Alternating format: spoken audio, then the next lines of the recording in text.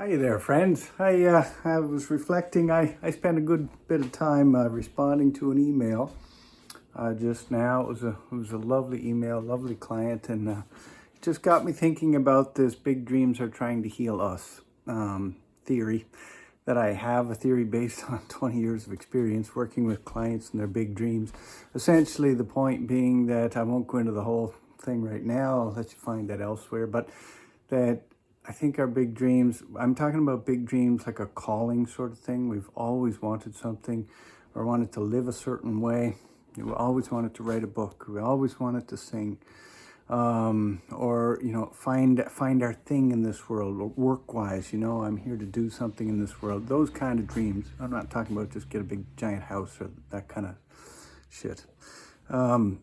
Those kind of big dreams are messages from inside us to our deep inside us, to our brains, saying, walk towards that dream that's calling you, and you will become who you always wanted to be and knew you were deep down in the process.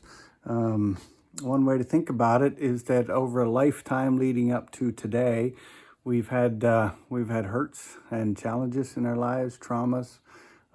We've also neglected parts of ourselves or even shut parts of ourselves down that were embarrassing to us before or caused us trouble. Like we were too loud in class and we learned to, be quieter kind of thing. But that then it becomes a problem later in our lives. And dollars to donuts, what does that even mean? Dollars to donuts. Later in life, if this person has a big dream, that big dream will involve speaking out loudly.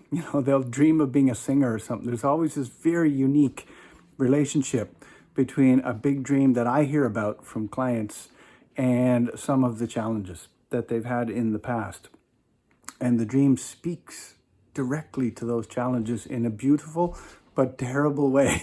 And by terrible, sorry for the dramatic word, it just means that the dream won't be linear as they walk towards it. They're going to run into challenges, internal challenges. They're going to feel less confidence at some points in that journey than they have ever had. The self-doubts will be high. Or things from the past, that have held them back. There's going to be thresholds along this big dream journey that won't let you past to the next point, the next milestone. And it can be quite a harsh teacher until something is learned about that challenge. It's like we are forced into a position to re-fall in love with parts inside us that we've let grow latent, or that we, as I said, full on shut off years ago. So it's not for the faint-hearted, this big dream stuff, but at the same time, one can imagine that it's also the only way to become whole. I think intrinsically, even though that word whole can be a kind of an esoteric word, people know physically when something is off in their lives, and whether they use this word or not, they understand that they don't feel whole. There's something not right. And a big dream can be a really interesting medicine to consider at times like that, because it may be a mirror that we look in that can show us those very places that are now ready for us to come back to them. And we may need to retrieve these places and give them some love, give them some attention to get to the next step.